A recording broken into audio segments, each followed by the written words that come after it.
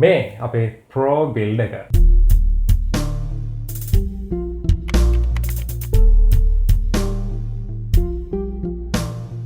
ඔගලම සාදරෙන් පිළිගන්න අපේ බිල්ඩ එකට ඉතින් මම මීට කලින් වීඩියෝ අපේ ප්‍රොෆෙෂනල් බිල් පාට් 1 එකේදී ඔයගොල්ලන්ට කිව්වා අපි බිල්ඩ එකට ගන්න දේවල් මොනවද කියලා. ඉතින් මෙතනදී අපි බිල්ඩ එක කරන්න යන ඉතින් මම ඔයාලගෙන් අහලා තිබ්බා ප්‍රශ්න ඔයාලට තියෙනවා නම් මොනවා හරි බිල්ඩ එක ගැන කියන්න කියලා. ඉතින් ඒ වගේම තමයි අපිට රැක් එකක් ඇඩ් වෙලා තියෙනවා බෑග්ග්‍රවුන්ඩ් එකට. ඉතින් ඔයාලගේ අදහස් කියන්න කොහොමද කියලා රැක් එක ඉතින් දේවල් ගොඩක් තියෙනවා. ඉතින් මේක තමයි ඉස්සරහට බෑග්ග්‍රවුන්ඩ් එක වෙන්නේ PC Guide LK එකේ. ඉතින් thank you කියලා කියනවා මේකට උදව් කරපු යාළුවෝ හැමෝටම මේ දේ කරගන්න. ඉතින් අපි යමු බිල්ඩ් එකට. ඉතින් ලොකු ප්‍රශ්න මුකුත් කියලා තිබෙන්නේ නැහැ. ඔයාලා ස්ටෙප් බයි ස්ටෙප් පැහැදිලිව මේ බිල්ඩ් එක කරන්න බලාපොරොත්තු වෙනවා.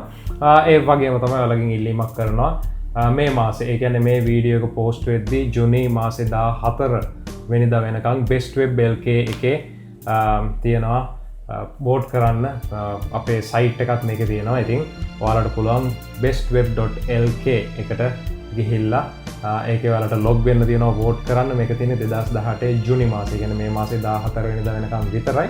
එතනට ලොග් වෙලා ඔයාලට පුළුවන් Education and Professional Services කියන එක යටතේ PC Guide LK එකට වෝට් එකක් දාන්න. ඉතින් මේක මුදල් නොගෙවා ප්‍රචාරය කරපු ඡන්ද දැන්වීමක්. ඔයාලගේ ඡන්දය ලබා දෙන්න කියනවා. අපි යමු බිල්ඩ් එකට. ඉතින් අපි බිල්ඩ් එකට ඇවිල්ලා ඉන්නේ අපේ තියෙනවා Core i5 8600K series CPU එක. ඉතින් මේක ඔයගොල්ලෝ දන්නවා අපිට එන්නේ heat sink එකක් නැතුව. ඉතින් මේකට අපි වෙනම after market cool එකක් පාවිච්චි කරන්න ඕනේ. ඉතින් මෙතනදී මම පාවිච්චි කරන Cooler Master Hyper 212X cooler එක. මේක liquid cooler එකක් නෙවෙයි. ඒ වුණාට මේ cooler එක අපිට ප්‍රමාණවත් වෙනවා මේ i5 8600K එකට.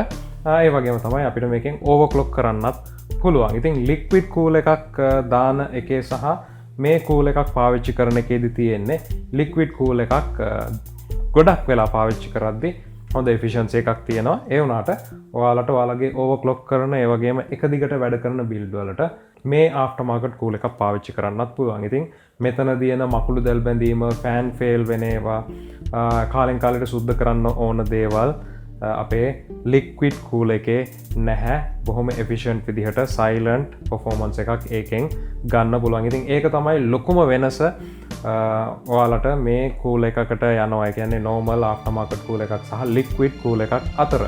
ඉතින් අපි යමු අපේ motherboard එක ගැන කතා කරන්න. ඉතින් මෙතනදී මම තෝරගත්තේ TUF series එකේ ASUS TUF series එකේ Z370 Pro gaming motherboard එකක්. ඉතින් ඔයාලට කියන්න තියෙන්නේ ගේමිං කියලා තිබ්බට motherboard එකක්, ඒකේ තියෙන features, slots, heat sinks, IO panel ඔයාලට ගැලපෙනවා නම් ඒක professional build එකකට පාවිච්චි කරන්නත් පුළුවන්.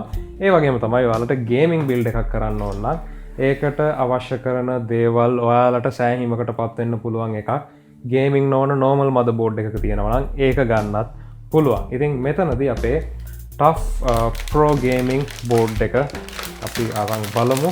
මේක වෙනස්ම විදිහේ කලර් එකක් තියෙන බෝඩ් එකක්. ඉතින් මේ තමයි අපේ ASUS Z370 TUF edition එකේ motherboard එක. ඉතින් මේක තමයි අපේ build එකට යන්නේ. ඊළඟට අපිට පුළුවන් අපේ CPU එක mount කරගන්න. ඉතින් මෙතනදී අපිට පළවෙනි දේ තියෙන්නේ motherboard එකේ lever එක. එහෙම නැත්නම් lock එක unlock කරගන්න එක. ඉතින් මේක බොහොම ලේසියෙන් unlock වෙනවා. ඊළඟට අපිට පුළුවන් අපේ CPU එක mount කරගන්න. ඉතින් මෙතනදී CPU එක mount කරගද්දී ඔයගොල්ලන්ට දැනගන්න ඕන දෙයක් තමයි මේ CPU එකේ gold triangle එකක් තියෙනවා. ඉතින් මේ triangle එක match වෙන්න ඕනේ motherboard එකේ තියෙන mark එකට. ඔයාලට පේනවද දන්නේ නැහැ කැමරා එකට මෙතන චූටි dot එකක් තියෙනවා. එහෙම නැත්නම් මේකේ තියෙන මේ notch දෙක ඔයාලගේ CPU socket එකේ තියෙන notch දෙකට හරියට align වෙන්න ඕනේ. ඉතින් මෙතනදී හරියටම ඒක align වුණාට පස්සේ socket එක ඇතුළට CPU එක යනවා. අපිට ඊළඟට තියෙන්නේ මේක lock එක secure කරගන්න එක. ඉතින් මෙතනදී මම මේ plastic cover එක ඒ විදිහටම තියලා තමයි මේක දාන්නේ. බලන්න මොකද වෙන්නේ කියලා. මේක හරියට ඔයගොල්ලෝ මවුන්ට් කරොත් මේක නිකම්ම එළියට එනවා. ඉතින් මේ විදිහට තමයි අපිට අපේ CPU එක මවුන්ට් කරගන්න තියෙන්නේ. ඊළඟට අපිට තියෙනවා අපේ aftermarket cooler එක දාගන්න. right, අපිට package එකේ Cooler Master Hyper 212X cooler එක තියෙනවා. ඒ වගේම තමයි මේ component box එකේ අපිට mounts තියෙනවා අපේ CPU එක අනුව mount කරගන්න. ඉතින් මේක හරිම ලස්සනයි. මම මේ 212 අලුත් package එක බලන පළවෙනි වතාව අපිට mounts දෙකක් තියෙනවා AMD වලට සහ Intel වලට. ඒත් එකම screw ඔක්කොම handy box එකක එන්නේ. thermal paste එකක් තියෙනවා. අනිත් achieve tapes ඒ හැම දෙයක් එක්කම. ඉතින් ඒක අපිට mount කරගන්න තියෙන්නේ. හරි, එහෙමනම් අපි ඉස්සෙල්ලාම back plate එක mount කරගමු. ඉතින් මේක ඔයාලා aftermarket cooler එකක් ගද්දි එන leaflet එකත් එක්ක ඔයාලට බලන්න පුළුවන්. එහෙම නැත්නම් අනිවාර්යයෙන්ම YouTube video එකක් බලන්න ඔයාලට ලේසියෙන්ම මේක බලා ගන්න පුළුවන්. ඉතින් ඔයාලට කලින් මෙහෙම mount කරලා aftermarket cooler එකක් එක idea එකක් නැත්නම් හොඳම දේ තමයි YouTube එක refer කරන එක.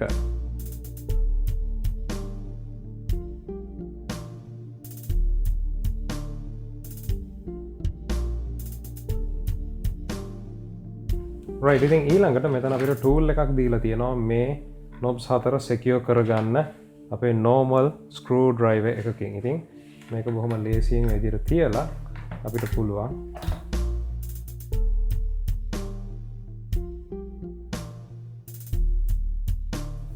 හරි, ඊළඟට තියෙන අපිට මේ retention unit එක, එහෙම නැත්නම් මේක රඳවලා තියාගන්න මේ spring load කරපු unit එක අපේ heat sink එකට දාගන්න එක. ඉතින් ඔයාලට පුළුවන් බොහොම ලේසියෙන්ම මේ manual එකෙන් ඒ දේවල් බලා ගන්න. right, ඉතින් ඊළඟට අපිට පුළුවන් thermal paste එක apply කරගෙන අපේ cooler එක mount කරගන්න. ඉතින් මෙතනදී cooler එක මේ විදිහට තමයි අපිට mount කරගන්න අවශ්‍ය වෙන්නේ. ඉතින් ඊට කලින් අපි බලමු මේක කොයි විදිහටද mount කරගන්න පුළුවන් කියලා.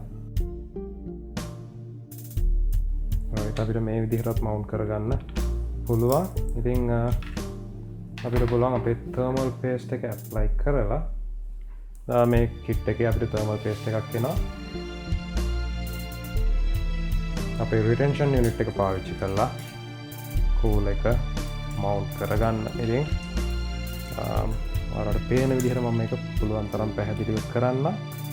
ඒ වගේම තමයි කලින් බිල්ඩ් එකේදී ඔයගොල්ලෝ අහලා තිබ්බා මේ පොලිතීන් එහෙම ගලවන්නේ නැද්ද කියලා. ඉතින් M2 යුනිට් එකේ තිබ්බ හීට් සින්ක් එකේ කලින් බිල්ඩ් එකේ ඒක ඔයගොල්ලෝ අයින් කරන්න ඕනේ. ඉතින් මේ විදිහට පොලිතීන් එකකින් ඔයගොල්ලොන්ට දේවල් ඔයාලගේ බිල්ඩ් එකේ වහලා තියෙනවා නම් ඒ දේවල් අනිවාර්යයෙන්ම අයින් කරගන්න අවශ්‍යයි.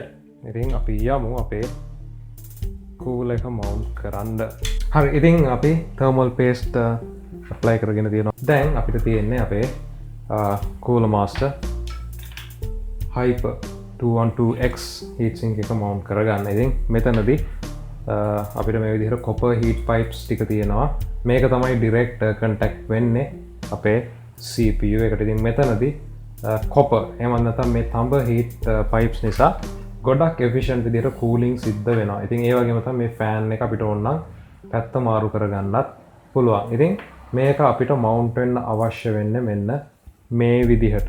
ඉතින් මේ තියෙන RAM slots ටික ඔයාලට පේනවා ඇති කියලා හිතනවා මේ angle එකෙන්.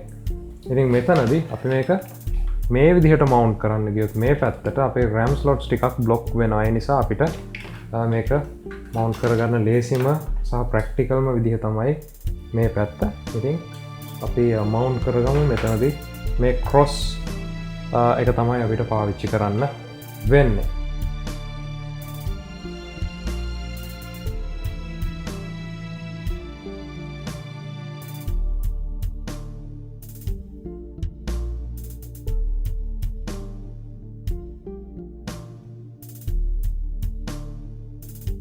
right, ඉතින් මේ විදිහට අපිට පුළුවන් screws හතර tighten කරගන්න. ඉතින් මේක හොඳ retention එකක් තියෙන වලට බලා ගන්න පුළුවන්.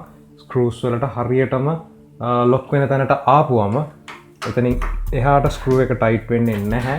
ඒ වගේ මේ ස්ප්‍රින් ලෝඩඩ් මෙකැනිසම් එක නිසා බොහොම හොඳට මේක ෂීට් වෙනවා. ඉතින් දැන් අපිට පුළුවන් අපේ ෆෑන් එක මවුන්් කරගන්න. හරි, ඉතින් මේ විදිහට අපි මවුන්් කරගෙන තියෙනවා අපේ කූලිං සොලියුෂන් එක. ඊළඟට අපිට තියෙනවා අපේ ෆෑන් කනෙක්ට් එක දාගන්න 4-pin ෆෑන් කනෙක්ට් එක. ඉතින් මම මේක මේ TUF ASUS TUF Z370 මදබෝඩ් එකේ තියෙන CPU ෆෑන් කියන කනෙක්ට් එකට කනෙක්ට් කරගන්නවා. රයිට්, ඊළඟට අපිට අපේ RAM එක ඉන්ස්ටෝල් කරගන්න පුළුවන් අපේ මදබෝඩ් එකට. ඒ වගේම කේසින් එකට අපේ බෝඩ් එක මවුන්ට් කරගන්න තියෙන්නේ. ඉතින් අපි අපේ 16GB RAM එක මවුන්ට් කරගමු. ඉතින් අපිට Nanotech එකෙන් දීලා තියෙනවා Vengeance DDR4 3000 MHz වෙනකන් යන්න පුළුවන් සිංගල් ස්ටික් එකක් 16GB. ඉතින් මේ තියෙන්නේ අපේ 16GB ස්ටික් එක. අපි මේක ෆික්ස් කරගමු බෝඩ් එකට.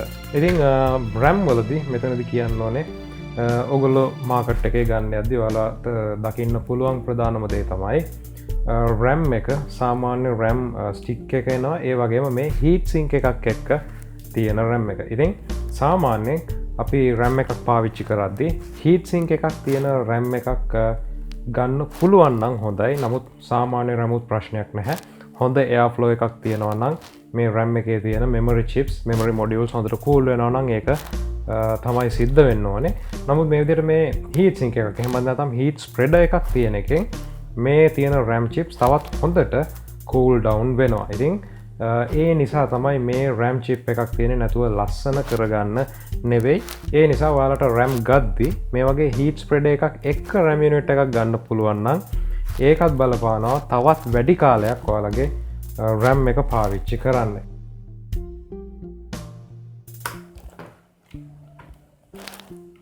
right, මේ විදිහට අපි අපේ RAM එක දාගෙන තියෙනවා. ඉතින් දැන් අපිට තියෙන අපේ කේසින් එකට මේ motherboard and CPU RAM combination එක දාගෙන ඊට පස්සේ අපේ hard disk අනෙක් දේවල් වලට යන්න. ඉතින් මෙතනදී ඔයගොල්ලන්ට ලොකු දෙයක් කරන්න නැහැ. එකම දේ ඔයගොල්ලෝ after market liquid එහෙම නැත්නම් normal cool එකකට යනවා නම් එතනදී ඒක mount කරගන්න විදිහයි දැනගන්න අවශ්‍ය. අනිත් හැම දෙයක්ම බොහොම සරලයි. ඉතින් දැන් අපි යමු අපේ කේසින් එකට මේක mount කරගන්න. right, ඉතින් මේ තමයි අපේ කේසින් එක. මේ කේසින් එකේ විස්තර දැන් ඔයාලට ස්ක්‍රීන් එකේ බලා ගන්න පුළුවන්. මේ කේසින් එක මොකක්ද, ඒ වගේම මේකේ නම මොකක්ද කියන එක. ඉතින් මේක ඇවිල්ලා ටිකක් හොඳට ඉඩ තියෙන, ඒ වගේම වෙනම පවර් සප්ලයි එකට කම්පාර්ට්මන්ට් එකක් තියෙන, ඒ වගේම තමයි see through කැබිනට් එකක් තියෙන කේසින් එකක්. ඉතින් මේකක් ඕගොල්ලන්ට පාවිච්චි කරන්න පුළුවන් ඔයාලගේ බිල්ඩ් වලට. එහෙම නැත්නම් ඔයාලට සාමාන්‍ය ඔක්කොම සීල් වෙලා තියෙන ෆෑන් එකක් විතරක් තියෙන කේසින් උනක් පාවිච්චි කරන්න පුළුවන්. ඉතින් මේ වගේ කේසින් එකක් පාවිච්චි කරද්දි මේකේ pros and cons දෙකම තියෙනවා. හොඳ තමයි ඔයාලගේ සිස්ටම් එක ඇතුලේ ෆෑන්ස් වැඩ කරන හැටි, දූවිලි තියෙනවද, ලික්විඩ් කූලින් හරියට වැඩ කරනවද, ෆෑන් ස්පින් වෙනවද කියන එක පැත්තෙම බලා ගන්න පුළුවන් එක. නරක දේ තමයි බැරි වෙලාවත් එහෙම වැදුනොත් මේවා ඉක්මනට කැඩිලා යන්න පුළුවන් එක. ඉතින් ඒක ඔයාලා තීරණය කරන්න ඕනේ මොන විදිහටද ඔයගොල්ලෝ පාවිච්චි කරන්න කියලා. ඉතින් මම මේ පැනල් එක පැත්තකින් තියාගන්න.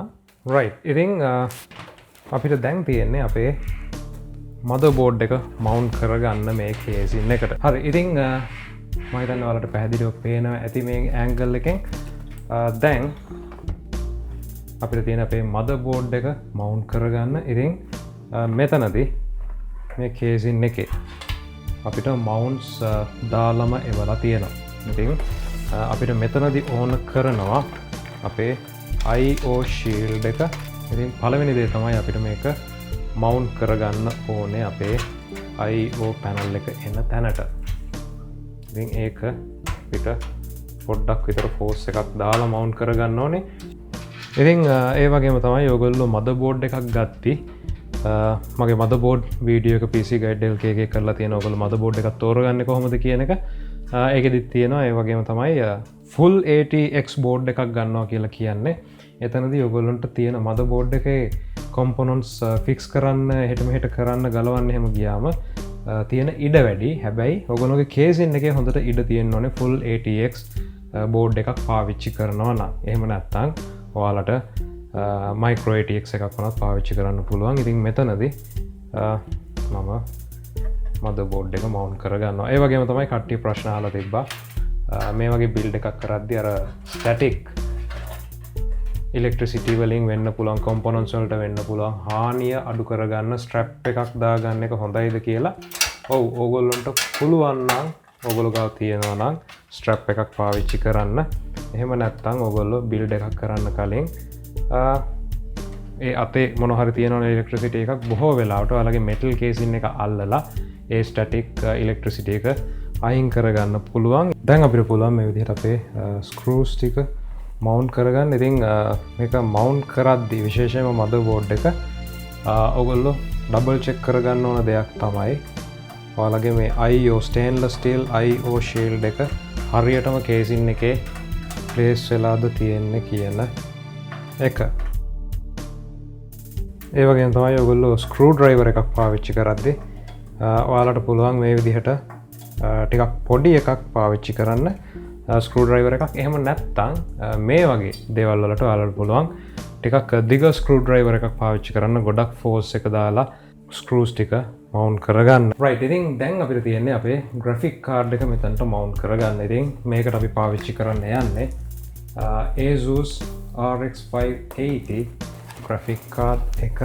රයිට්, අපේ Asus RX 580 ග්‍රැෆික් කාඩ් එක තියෙනවා 3 ෆෑන් ඩිසයින් එකක් තමයි මේකට තියෙන්නේ. ඉතින් ඔයාලගේ කේසින් එක අනිවාර්යයෙන්ම බලන්න ඕනේ.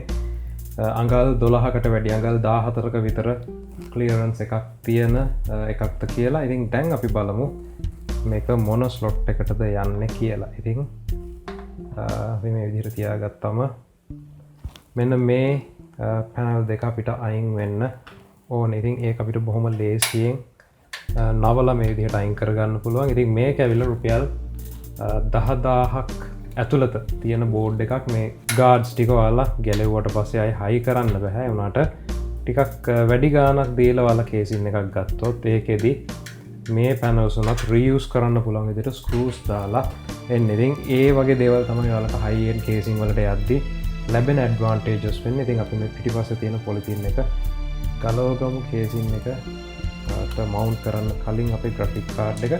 ඉතින් මේ වගේ දේවල් ටිකක් ඩබල් චෙක් කරගන්න ඕගොල්ලොම බිල්ඩ් එක කරනවා නම්. මොකද මේ වගේ දේවල් තියෙන්නේ ආරක්ෂාවට ඒවා ඔපරේට් වෙද්දී හීට් එක හරියට අරන් යන්න බැරි වෙන්න බ්ලොක් වෙන්න පුළුවන්. රයිට්, මේ විදිහට අපි අපේ ග්‍රැෆික් කාඩ් එක මවුන්් කරගත්තා. ඉතින් ඔයාලගේ ග්‍රැෆික් කාඩ් එක ටිකක් හයි එන්ඩ් ඒ වගේම බර වැඩි කාඩ් එකක් නම් අනිවාර්යයෙන් මේ ස්ක්‍රූ සපෝට් එක දෙන්න ඕනේ. ඒ වගේම තමයි ඔයගොල්ලෝ බිල්ඩ් එක බොහොම පැහැදිලිව පෙන්වන්න කියලා තිබ්බා. ඉතින් මේ කැමරා ඇන්ගල් එක කොයි විදිහටද ඔයගොල්ලන්ට පේන්නේ කියන එක දන්නේ. ඉතින් මම හිතනවා ගොඩක් පැහැදිලි වෙන්න ඇති කියලා ටිකක් ළඟින් තියෙන නිසා. ඉතින් අපි අපේ ග්‍රැෆික් කාඩ් එක මවුන්ට් කරගෙන තියෙනවා RAM එක හරි CPU එක සහ CPU කූල් එක හරි. ඊළඟට අපිට තියෙන අපේ hard drive ඒ වගේම power supply එක දාගන්න. ඒ වගේම තමයි front panel connection ටික දෙන්න තියෙන්නේ. ඉතින් මේ දේවල් ටික අපි දැන් කරගමු. හරි, ඉතින් මේ විදිහට මම මගේ බිල්ඩ් එක ඉවර කරගෙන තියෙනවා. ඉතින් power supply එක මම මවුන්ට් කරගත්තා. ඉතින් අපේ Silverstone 600 watt power supply එක. ඒ වගේම තමයි hard disk එක මෙතන අපේ tray එක තියෙනවා. ඉතින් මම tray එකෙන් hard disk එක මවුන්ට් කරගෙන තියෙනවා. ඒ වගේම තමයි wiring වලට එහෙම නැත්නම් cable management වලට මේ කේසින් එකේ සෑහෙන හොඳ ඉඩ කඩක් තියෙනවා. වලට පේනවා ඉතින් මෙතන EPS power connector එක. මේක ගොඩක් කේසින් වල branded කේසින් වලත් මේ විදිහට අරන් ගිහලා, ඒ කියන්නේ පැත්තෙන් අරන් ගිහලා තමයි උඩින් අරන් එන්න ඕනේ. ඒනට මේ කේසින් එකේ උඩ හරියටම ගානට ස්ලොට් එකක් තියෙනවා. ඒක අරගෙන යන්න. ඉතින් මේ විදිහට මම මගේ power supply එක මවුන්ට් කරගත්තා. ඒ වගේම තමයි මට ඔයාලට කියන්න බැරි වෙච්ච දෙයක් තියෙනවා. ඒ තමයි අපි මේ බිල්ඩ් එකේදී M2 drive එකක් පාවිච්චි කරා. ඉතින් M2 drive එක මම මෙන්න මෙතන මවුන්ට් කරගෙන තියෙනවා. අපේ එක M2 drive slot එකක් තියෙනවා මෙන්න මේ මෙතන මැද. ඉතින් මේ වගේ තැනක ලොකු වලට පේන ඇති මෙතන තියෙනවා අපේ M2 ස්ලොට් එක පළවෙනි එක. මේ වගේ තැනකදී අපිට මවුන්ට් කරගත්තොත් M2 එකක් මේ වගේ ලොකු ග්‍රැෆික් කාඩ් එකක් එක්ක තියෙන සිස්ටම් වලදී අපිට ටිකක් අපහසු වෙනවා මේකේ මොනවා හරි දෙයක් ආවොත් කරන්න. ඒ වගේම ලේසියෙන්ම දූවිලි එකතු වෙන්න පුළුවන් ඔය අතරමැද. ඉතින් මේ වගේ තැනකදී ගත්තම අපිට මේක බොහොම ලේසියෙන් සුද්ධ කරන්න පුළුවන්. ඒ නිසා මම අපේ WD Green 120GB SSD drive එක මවුන්ට් කරගෙන තියෙනවා මේ විදිහට. ඉතින් මෙතනදී මෙතන අපිට තියෙනවා M2 2280 solid state drive, M2 2280 disk කියලා. ඉතින් 2280 කියලා කියන්නේ මිලිමීටර් 22ක්, සෙන්ටිමීටර් 2.2ක් පළල, සෙන්ටිමීටර් 8ක් දිග කියන එක. ඉතින් මේ කෝඩ් එක කියවන්න තේරුම් ගන්න. ඉතින් මේ විදිහට තමයි අපේ බිල්ඩ් එක කම්ප්ලීට් වෙන්නේ. ඉතින් අපි පාවිච්චි කරලා තියෙනවා මේකට ASUS TUF Z370 Pro Gaming motherboard එකක්. මේකේ high reliability එක නිසා. ඒ වගේම තමයි අපි පාවිච්චි කරලා තියෙනවා 8 Gen 8600K CPU එකක්. ඒ වගේම Hyper 212 Cooler Master Cooler එක. ඒ වගේම තමයි Silverstone power supply එකක් 600 watt. ඒ වගේම තමයි ASUS RX 580 8GB graphic card එකක් මෙතනදී තියෙනවා. හැබැයි ඔයාලගේ professional build වලට බොහෝ විට ඔයගොල්ලන්ට 1050 Ti card එකක් එහෙම නැත්නම් RX 470 එකක් වගේ හොඳටම ඇති. 460 එකක් වුණත් ප්‍රශ්නයක් නැහැ. ඔයාලා 4K editing වගේ කරන්න යනවා නම් තමයි ඔයාලට GTX Nvidia නම් 1060 card එකක් එහෙම නැත්නම් AMD වලට යනවා නම් 570 580 වගේ එන්න වෙන්නේ ඔයාලගේ ඒ footage වගේ දේවල් handle කරන්න. එහෙම නැත්නම් ඔයාලට පුළුවන් Nvidia නම් Quadro එහෙම නැත්නම් AMD නම් Power Pro කියන selection දෙකෙන් එකකට යන්න. ඉතින් අපි ඊළඟට කරන්න තියෙන දේ තමයි system එකට දේවල් install කරලා test කරන්න ගන්න එක. අපි බලමු ඒ ටික කොහොමද වෙන්නේ කියලා.